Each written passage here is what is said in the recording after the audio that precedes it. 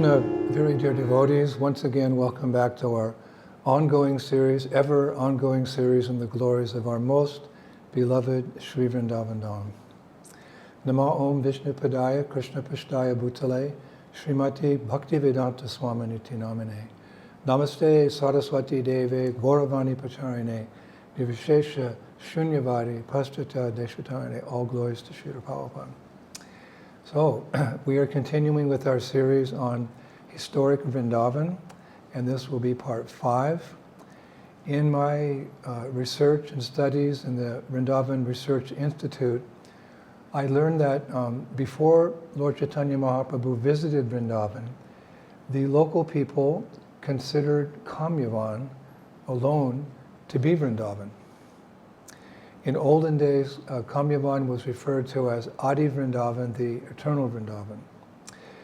It was only when Lord Chaitanya Mahaprabhu came that he revealed Vrindavan to be much larger than the area of Kamyavan. And it is a fact, because according to Shastra, Vrindavan, as Mahaprabhu revealed it, and as we know it today, meets all the Shastric criteria, for being called, you could say, the real Vrindavan, or let us say the greater Vrindavan. And what are those Shastric criteria? They're called lakshanas in Sanskrit, characteristics, meant to distinguish Vrindavan from all other holy places. It's the playground of God. It's the topmost of all holy places. What are the criteria that Vrindavan meets to be called Vrindavan, as we know it today? Well, the Shastra and our Acharyas say that Vrindavan, there should be various types of kunjas, 12 in number, meaning like groves. There should be various types of kunjas, 12 in number. There should be 4 types of nikunjas, which means smaller kunjas. There have to be 3 different forms of the Lord in particular present. There has to be gardens of tamal and Kadamba trees, or let us say forests, and there has to be 12 ponds. That's Braj. It's really interesting, isn't it? So now when our beloved 6 Goswamis came to Vrindavan on the order of Chaitanya Mahaprabhu, they identified these lakshanas, these characteristics here in Vrindavan. They identified them for us. It was all, you could say, part of the mission given by Lord Chaitanya to, as we know, discover the lost places of Krishna's pastimes, establish temple or deity worship in Vrindavan, and of course, write books in the science of Krishna consciousness. This is an instruction we find in Chaitanya Charitamrita Madhya 1, text 32. Bhakti Pracharya Sharva Tirtha Pakara Shila Madan Gopal Govindera Sevapa Charila. And I quote here. After going to Vrindavan, the brothers preached devotional service and discovered many places of pilgrimage. They specifically initiated the service of Madan Mohan and Govindaji. So the Goswamis, in their research in Braj, identified Vrindavan as Vrindavan because they identified the 12 kunjas, one of the criteria. And those 12 famous kunjas are Seva Kunj, Kadli Kunj, Surma Kunj, Tota Kunj, Hari Kunj, Gulab Kunj, Shringarvat, Vamsi Kunj, Vamsivat, Nidovan Kunj, Nidhivan, Kishorevan Kunj, and Ananda Kunj. Also, one more, Sakya Kunj. They found them all by divine revelation. They also discovered 4 kinds of nikunjas, meaning smaller kunjas. This is all from Shastra. They found nikunja, nibrita nikunja, nivada nikunja, and nivada nibrita nikunja. There you go. They discovered. This is going into detail how the Goswamis discover the lost places of Krishna's pastimes. As for the criteria of Vrindavan having, it has to have three particular forms of the Lord. So while the Goswamis were here, they established the three principal deities of Vrindavan: Shri Govinda, Gopinath, and Madan Mohan. As we know, we've discussed before, when we approach Vrindavan, we approach these three deities in succession: Madan Mohan, then Govinda, and then Gopinath, in that order. Madan Mohan, Shri Govinda, and then Gopinath. Gopinath means that one is a pure devotee and he serves in the mood of a gopi in Vrindavan. So they established these three principal deities. Madan Mohan was established by Srila Sanatana Goswami, Shri Govinda by Rupa Goswami, and Shri Gopinath by Madhu Pandit, also one of the famous Goswamis in Vrindavan. Now, Sri Krishnadas Kaviraj, in his famous poem, Jai Radhe, Jai Krishna, or song, he glorifies Vrindavan by praying to these three main forms, or three deities of the Lord in Vrindavan. Jai Radhe, Jai Krishna, Jai Vrindavan, Shri Govinda, Gopinath, Madan Mohan. Famous song. Devotees like to sing it sometimes in Kirtan. All glory to Radha, Krishna, and Vrindavan. All glories to Shri Govinda, Gopinath, and Madan Mohan. And that is why in the present day, Kanak Vrindavan, which is just as you enter Jaipur, we've spoken about this in our Govindaji series, there's that Kanak Vrindavan. Just before you enter into Jaipur, there's Kanak Vrindavan. They've made it very beautiful, a little bit outside Jaipur. It's called Gupta Vrindavan, or the hidden Vrindavan, because at one time, as we discussed in our Govindaji series, all these three deities were situated there for some time before they were moved into the city of Jaipur. So it's called Gupta Vrindavan. It gets the title of Vrindavan, but hidden Vrindavan in Jaipur. Now, as for the criteria, Vrindavan must have large gardens or forests of tamal and Kadamba trees. You see them everywhere, but therefore the Goswamis had no difficulty showing these two trees growing abundantly in Vrindavan. Actually, in my research in the Institute, historical records show that Loy Bazaar was originally a small subforest of tamal trees. Historical records show Loy Bazaar, where we go and do all our shopping, was originally a subforest of tamal trees. So next time you come to Vrindavan and you go shopping, and all those shops, just in your mind picture it as it is even today, unmanifest to our eyes, but there it is, a subforest of tamal trees. And where Srila Prabodhananda Saraswati's samadhi is, it's just off the Parikrama Marg at one point when we're going around Vrindavan. It's a little distance from Keshigat. That was a forest of Kadamba trees. Actually, that Srila Prabodhananda Saraswati's Samadhi Mandir is one of my favorite, of all favorite places to go in Vrindavan and read Vrindavan Mahimamrita, glorifying Vrindavan. But it's still secluded. It's off the Parikrama Marg. Not many people know about it. Little Samadhi. The Mahant there, the chief Pujari, takes very good care. They're very much welcome ISKCON devotees there. It's just such a nice place to sit, chant japa, and read the writings of Prabodhananda Saraswati. That was formerly a forest of Kadamba trees. And there are still a few Kadamba trees in various areas elsewhere. For example, there's a 5,000-year-old Kadamba tree from which Krishna jumped into the Yamuna River to fight the Kaliya serpent, also just off the Parikrama Marg, the path around Braj. So, now, to go on in detail, the the 12 ponds, or you could say, they're more like small lakes, that our beloved six Goswamis discovered are Govinda Kund, Gajendra Kund, Lalita Kund, Vishaka Kund, Davanala Kund, that's at Govardhan Hill, Karshini Kund, Priya Kund, Rupa Kund, Ananda Kund, Vira Kund, Madhu Kund, and Kanana Kund. I did it.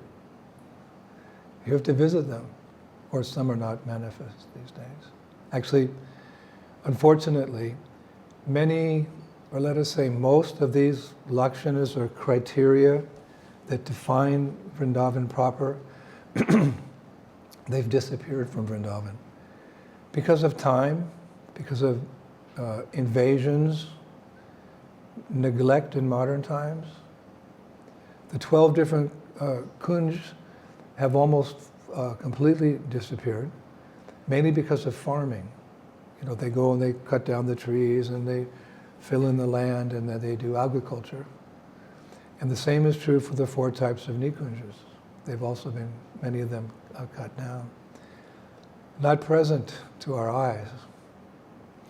The 3 main deities we identified, which are crucial to make Vrindavan Vrindavan, they went to Rajasthan. That was their desire. They went to Rajasthan due to Aurangzeb's atrocities, and because of the bhakti of the residents of Jaipur, those deities can't leave. I was always wondering, why don't they come back to Vrindavan? But God is great, but devotion to God is in one sense greater. He can be controlled by a devotee's devotion, just as Srimati Radharani, who's the top devotee, she controls Krishna. Krishna doesn't control her. She controls Krishna by her bhakti. So I think that's why these famous deities, that left Madan Mohan, of course, went on to another town, another city. But Govindaji and Gopinath, they stay because of the residents of Jaipur's bhakti. You just go to a Mangal Artik there and you can see how that love keeps Krishna there. So they've also left Vrindavan. And the gardens of Kadamba and Tamal trees are no more to be seen because so many streets, roads, and buildings. And the 12 ponds are also disappearing because of time and neglect. Nevertheless, as we pointed out, there is eternal Vrindavan, apakat Vrindavan. There's prakat, when Krishna's pastimes were manifested, and when he leaves, he stays. He stays in Vrindavan, but invisible to our eyes. But premanjani chariti bhakti vilochanena. When one's eyes are covered with the salve of love, then we'll see these things. When and when will that day be ours? I found a very beautiful verse in the Braj Basa language by a Brajbasi poet named Harivamsa, which talks about eternal Vrindavan.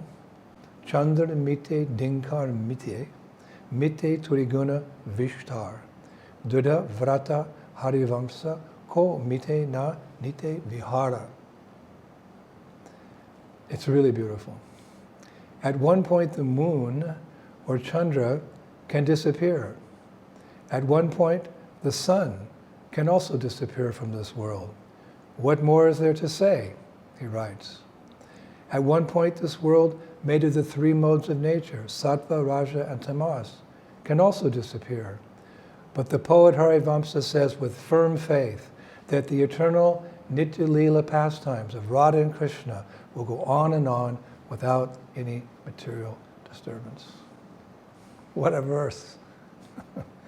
Excuse me for a second.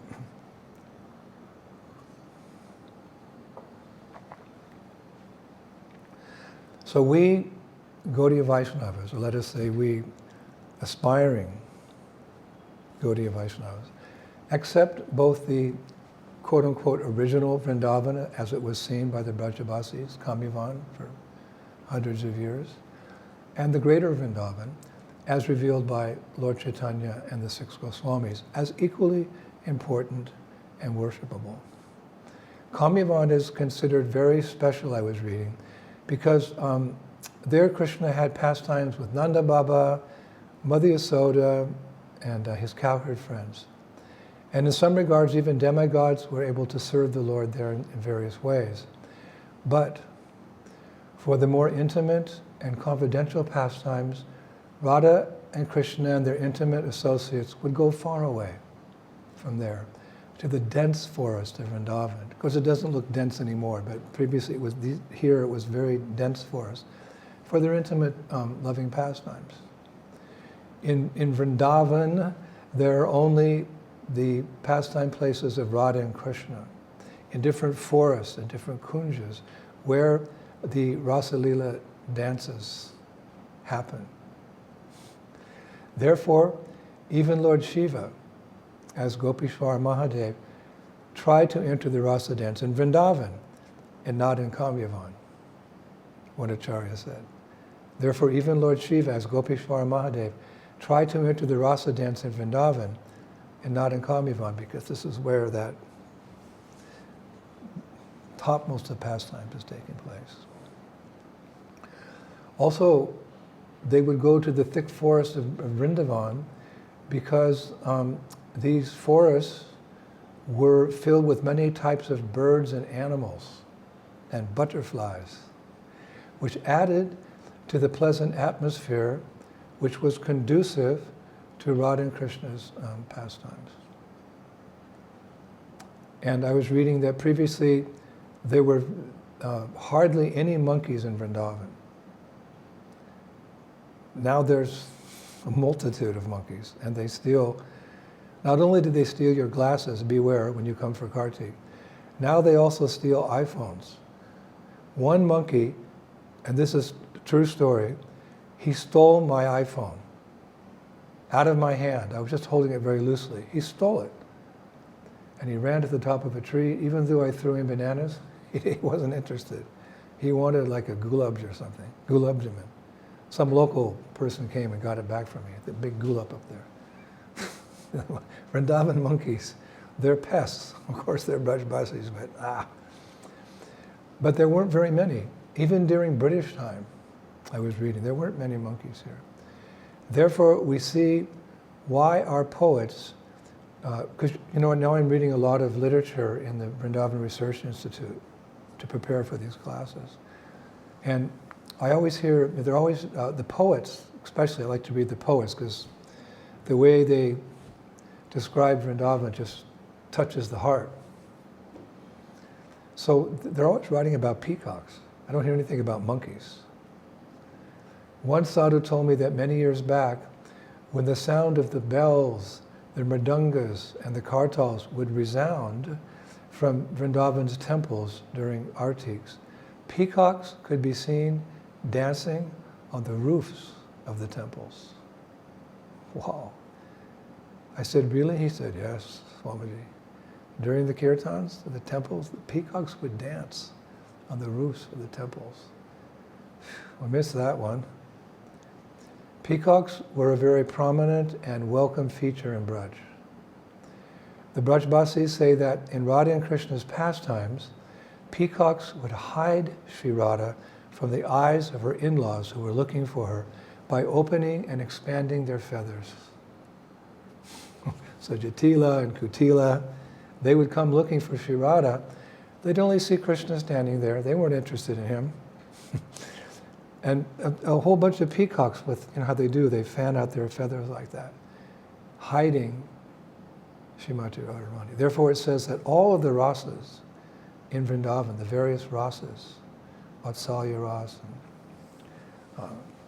etc., Sakya ras, they all serve the Madhurya ras in Vrindavan. They all, in their own ways, serve the very intimate, loving pastimes of Radha and Krishna. So here you have a peacock. We think of a peacock as something inferior, not in Braj. It's a self-realized, pure devotee who cries tears of ecstasy for Radha and Krishna. And they're facilitating Radha and Krishna's pastimes, Madhurya pastimes, by spreading those beautiful feathers. Therefore,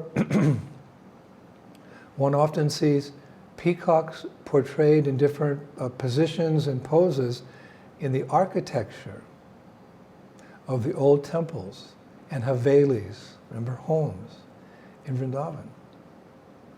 For example, like there'll be dancing peacocks, there'll be peacocks strutting, there'll be flying peacocks portrayed in the architecture, in the entrances to temples or homes, inside the temples.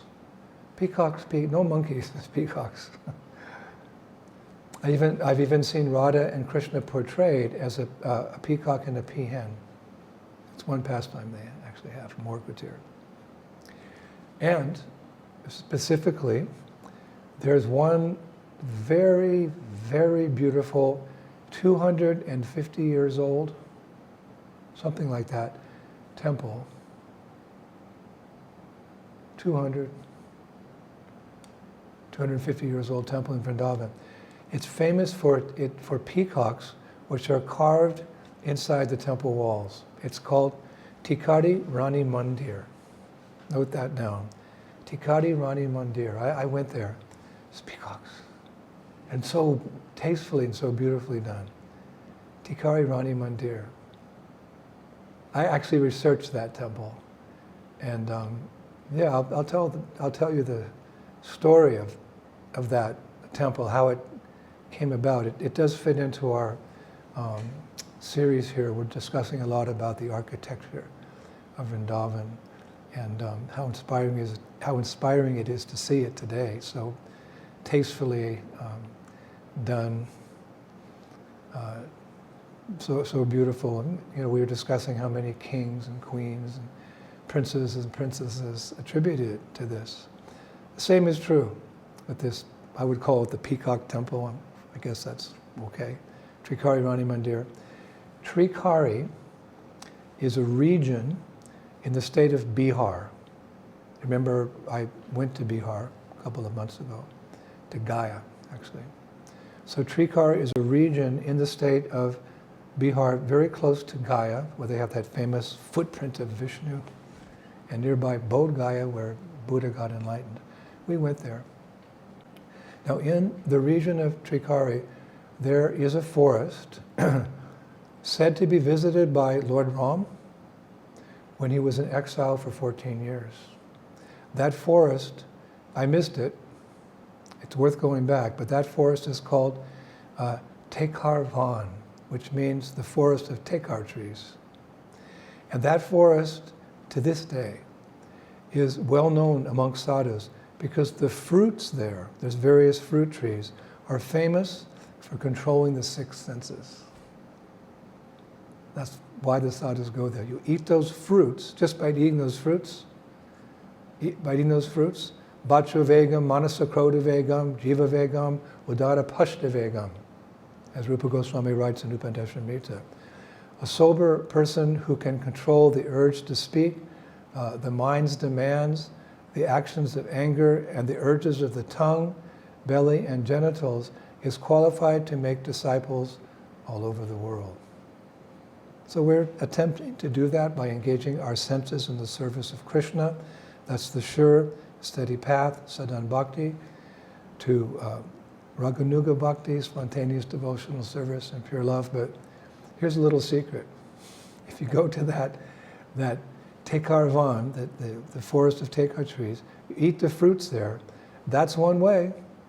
And don't think that's, this is mythology or this exaggeration.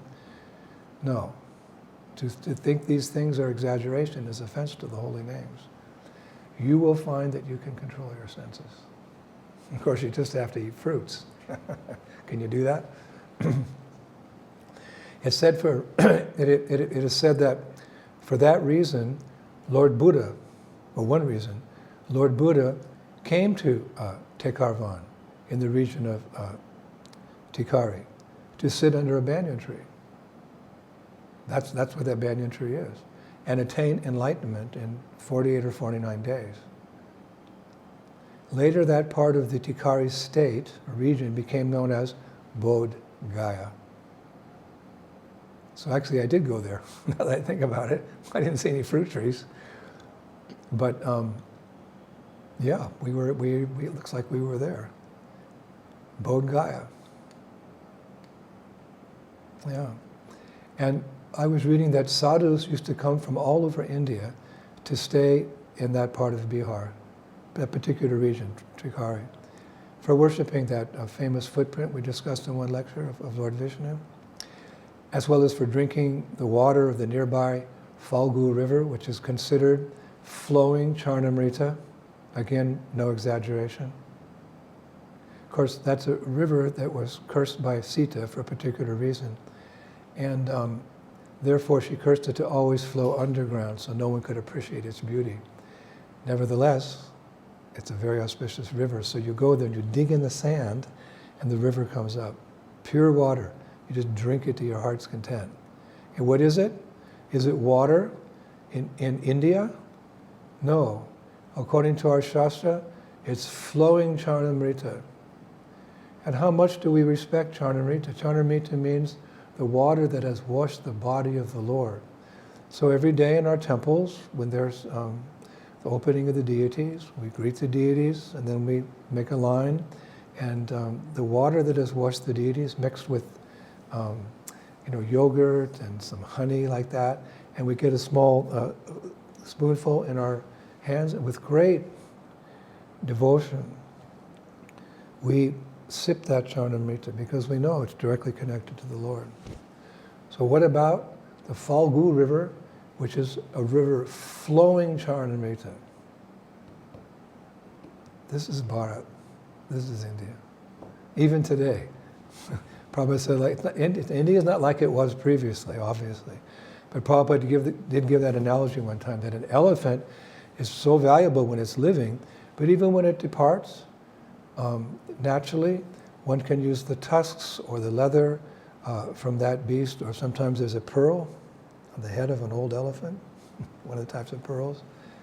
So he said, India was glorious before, the wonder that was India. And now it's changed, but you can still find flowing rivers of Charnamrita. Oh my gosh. What about the condensed nectar of living in, or visiting Sri Vrindavan Dham?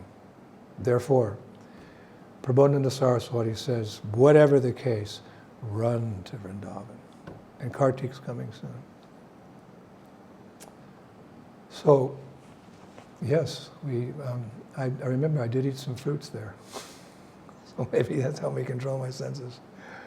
Now, while I was there, in Gaya, and nearby Bodh Gaya, in that forest, you could say, I became very intrigued hearing the story, you could almost say the pastime, of a famous queen named Rani Indrajit.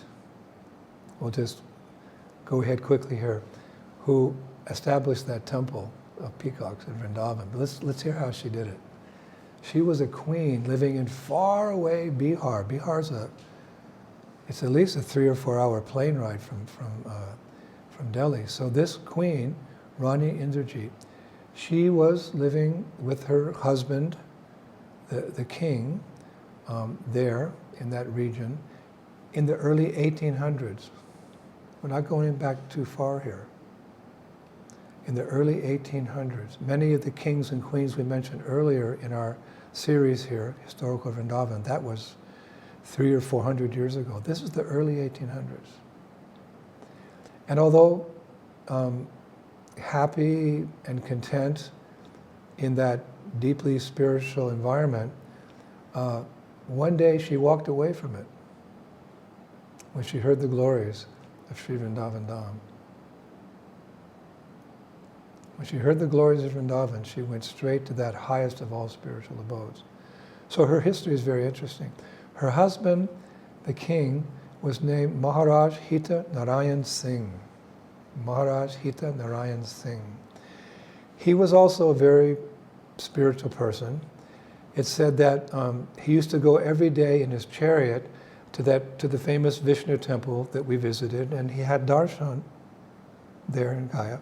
He had darshan of Vishnu's footprint. He used to worship that footprint.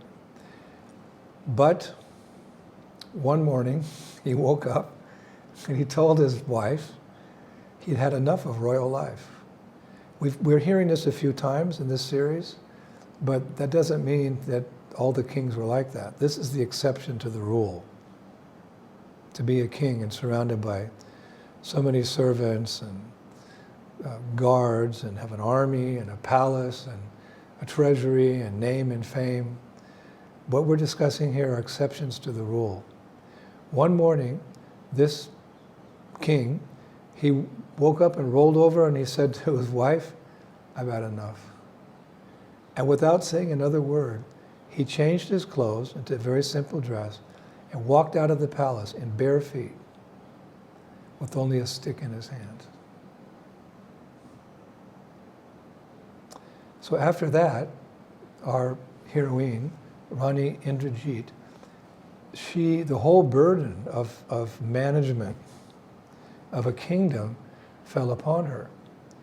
But these are Kshatriya women, and they are also endowed with special qualities that Kshatriyas have.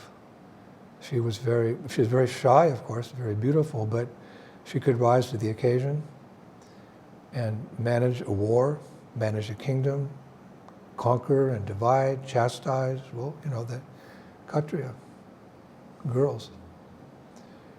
But one day, in the midst of all this ruling and making decisions and managing and so forth and so on, a Vaishnav sadhu came to the palace and gave a lecture on what? The glories of Radha and Krishna's pastimes in Braj. Brahmanda Brahmatikanya Bhagavan Jeev, Guru Krishna Prasad, Pai Bhakti Lat Beach. We're wandering in this senseless material world from one universe to the next, from one body to the next, life after life. But Guru Krishna Prasad, Pai Bhakti Lat Beach. The mercy of Krishna or his representative, the spiritual master, they intervene, stop this materialistic entanglement.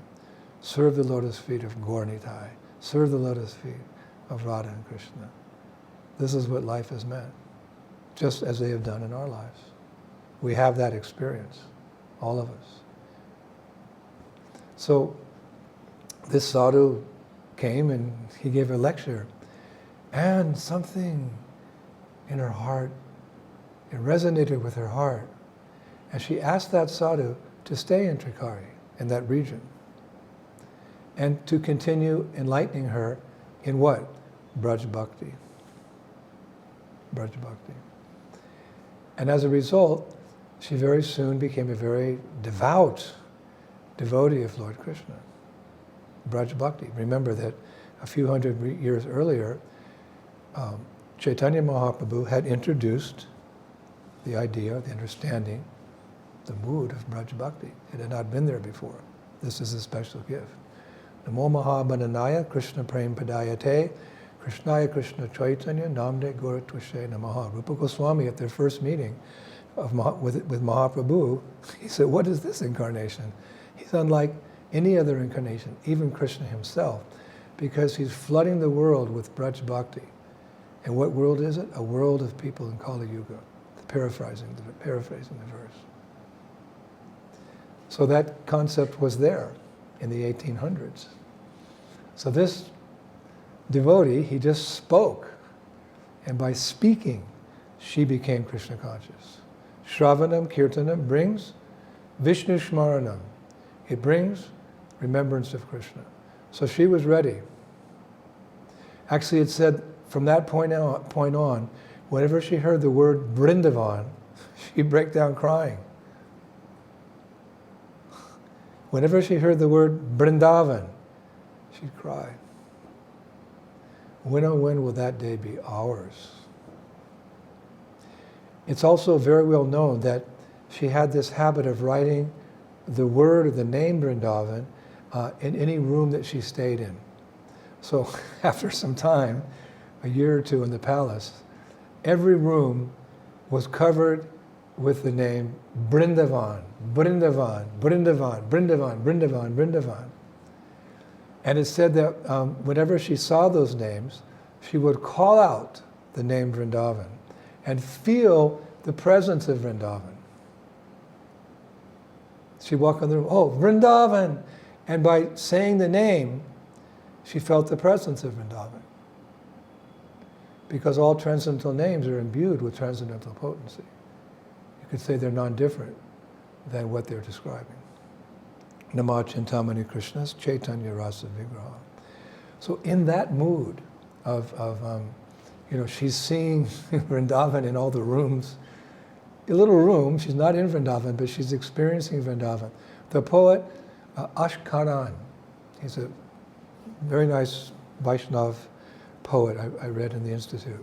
The poet Ashkaran, he writes, and this is in glorification of the gopis, Viraha Vyakula Gopine Garho Hivana Kino in Brajbas. The gopi who was feeling deep separation from Krishna's playful pastimes in the forest made her own house the forest of playful pastimes of Krishna. Like Bhaktivinoda Thakur, he writes, one day I woke up and I saw my house transformed into Vaikuntha. Again, when oh when will that day be ours? And it will be, by Prabhupada's grace, rest assured. Then, one day, in the same mood as her husband, she left the palace, along with her Ishtadev. She had a small deity of Gopal. And, well, she didn't go alone like her husband. She's a lady, and queen, so she ordered her large army to accompany her. To go where? To Vrindavan. She got in a palanquin, and they carried her to Vrindavan. And I can tell you, again, it's a long way from Bihar, from Gaya, from that forest, to Braj. She went all the way, from Bihar to Mathura. It took several months. And when she finally reached the borders, or, coming towards Vrindavan, she and her contingent of soldiers camped for one night on the further shore, the other side of the Yamuna River. Like, we're here in Vrindavan now, and then there's the Yamuna. So they camped on the other side of the Yamuna River. But that night, the encampment was attacked by a large group of very ruthless, armed dacoits, thieves, bad guys. And when Rani Indrajit's soldiers saw that, they took out their swords and their axes and their shields, and there was a ferocious battle. I was reading about the battle. Ferocious battle taking place because they're protecting the queen. And the dacoits, they heard she was a queen, and they wanted whatever they had imagined she might be traveling with, jewels and so forth. It was a big fight. But in the midst of that fight, our Kshatriya queen, Rani Indrajit, she jumped into the Yamuna River while holding her Gopal deity, and she managed to swim in the strong current. In those days, it was a very strong current, to the other side. Just see these Kshatriya ladies. She swam with her deity in her hand in a strong current. Well, right behind her, her soldiers are engaged in a huge battle. Now, when she got to the other side, there was, on the banks of the Yamuna, there was a small grass hut, and in that grass hut lived one old sadhvi. Sadhu means a male saintly person. Sadhvi means a female saintly person. So there on the banks of the river, there was this old sadhvi living in a grass hut. So our queen, she took shelter there. And she actually stayed there for several months. Doing what? Chanting the holy names of Krishna. Hare Krishna, Krishna Krishna, Hare Hare, Hare Rama, Rama Rama, Hare Hare. Worshipping her Gopal deity and continuing Shravanam, Kirtanam, Vishnu Shmaranam, Krishna Shmaranam, hearing about Krishna from that old, renounced Vaishnavi, whose humble hut she shared. Now, we'll move forward a little bit. hearing of her new life, or let us say real life, in Vrindavan, and curious as to how she was surviving, living in a forest on the bank of a river, quote unquote, a number of her very faithful and loyal followers back in Trikari, they came to Vrindavan to see her. News spread that she made it. And shocked to see her living in such a humble dwelling, the queen, they offered to immediately build her an opulent Haveli home. But she just laughed. And she said she was most happy in Vrindavan and had no interest in returning to her previous way of life, as Prabhupada told one of my sannyasi godbrothers when he handed him the danda. Never look back and think that you've left anything valuable behind, and never envy the position of the materialistic sense enjoyers in this world. Don't look back. Just look forward to Goloka Vrindavan in the spiritual world. Keep that as your North Star. Our North Star is Goloka Vrindavan. So exasperated, her loyal followers, but dear queen is, she said, don't call me queen. I'm not a queen. I'm just a humble servant of Radhesham. They asked her if there was anything they could do to serve her. So she thought for a moment and smiled. She replied, yes, you can build an opulent home here in Vrindavan for my Gopal. He's a little needy. You can build a big opulent home, meaning obviously a temple, in Vrindavan for my Gopal. And then she kind of got a little bit of her Kshatriya bhav back. She ordered her royal accountant, that person who was a royal accountant, to donate everything in the treasury, a large amount of money, for the construction of a very big temple there, actually right where she was, on the banks of the Yamuna River. That's where you'll find the temple today, at that very place. The very place she swam across the river and landed next to the hut of that old woman who she lived with and continued to live with in the grass hut to the end of her life. She didn't move in the temple. That's where they built the temple. And her followers soon began construction by building a large red sandstone ghat on the river, and then in time a beautiful temple for Gopal. And the temple was built in the Rajasthani style architecture, which I found interesting. Later, I discovered she built large quarters for sadhvis, particularly widows, in Vrindavan, in that same area. The building contains 108 rooms, still being used. And at the end of her life, our heroine, Rani Indrajit, requested her sadhvi friends not to put her in a samadhi, as queens would, that was as they did with queens, not to put her into samadhi, but to burn her body to ashes and spread her ashes on the banks of the Yamuna River, where she said she could always stay and peacefully serve Radha and Krishna. So in time, that temple was, actually it was built, at least partially built during her lifetime, and it became known as Tikari Rani Mandir. That's the story, I told you. I tell it. Trikari Rani Mandir. And again, when you walk in there, this Kartik, hopefully, you'll see it's distinguished by the many peacocks that are portrayed on the walls inside. No monkeys. Of course, the monkeys are also Brajbasis, but in this temple, Trikari Rani Mandir, please visit it. Several decades ago, maintaining that temple's services became difficult, so the priests, they wanted to sell the property. However, following the advice of some Brajbasis, they donated the whole property to the famous saint Devaraha Baba. Devaraha Baba. Many of you have heard of him. He's a famous sadhu who passed away some years ago, but he lived to be several hundred years old. It's no exaggeration. Interestingly enough, he also never lived in that temple, although it was donated to him. He lived in a small hut on the banks of the Yamuna.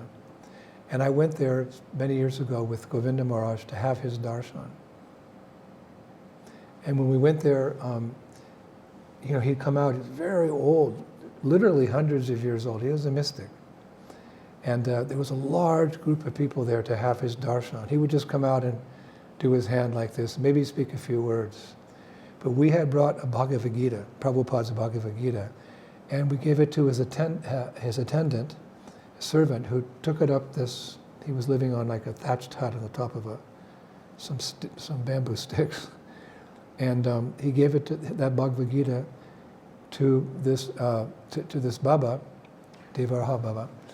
And he looked at the book, and he actually spoke.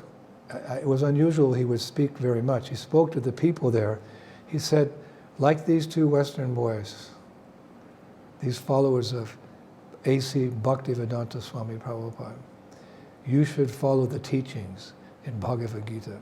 Don't be a yogi like me, because he was a mystic yogi, obviously. He said, don't try to be like me. Those times are over, he said, going back hundreds of years. You follow the teachings of Bhagavad Gita as explained by A.C. Bhaktivedanta Swami Prabhupada in this Bhagavad Gita. I was like, wow. I just paid full dandavats to Babaji. It was so nice.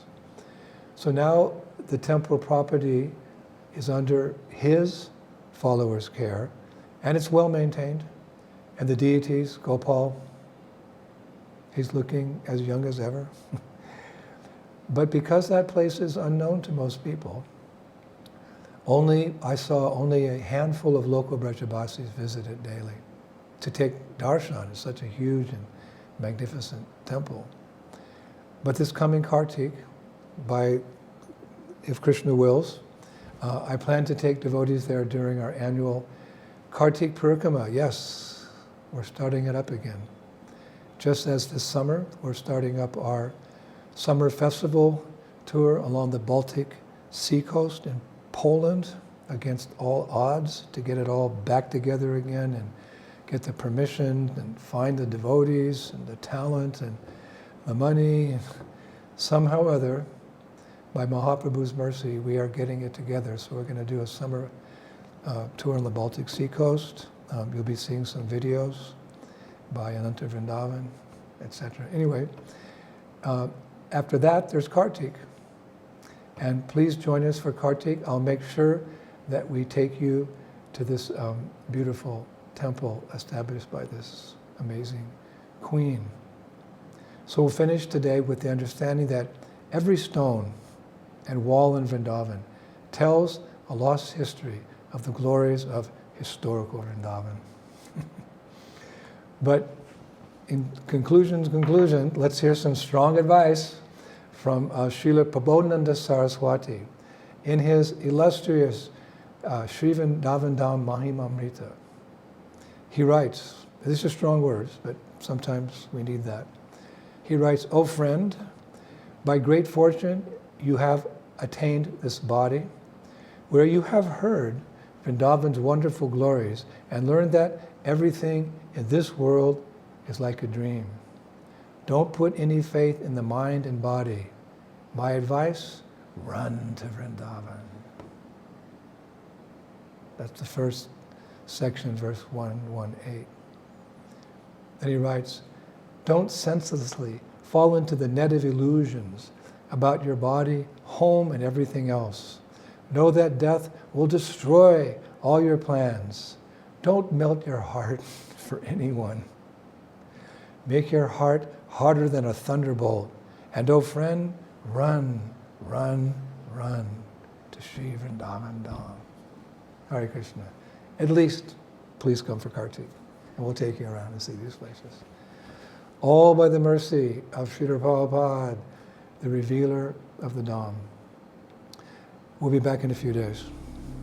Shri Shri Gauranitai ki, Shri Shri Krishna Balaram ki, Shri Shri Radha Shama Sundar ki, Vrindavaneshwari Srimati Radharani ki, Mayapur Dham ki, Shri Shri Gaur Nitai ki, Shri Krishna Sankirtan Yagya ki, Transcendental Book Distribution ki, chanting Hare Krishna in every town and village of the world ki, Srila Prabhupada ki, Nitai Gaur Premanandi, Jai Jai Sisi Radhe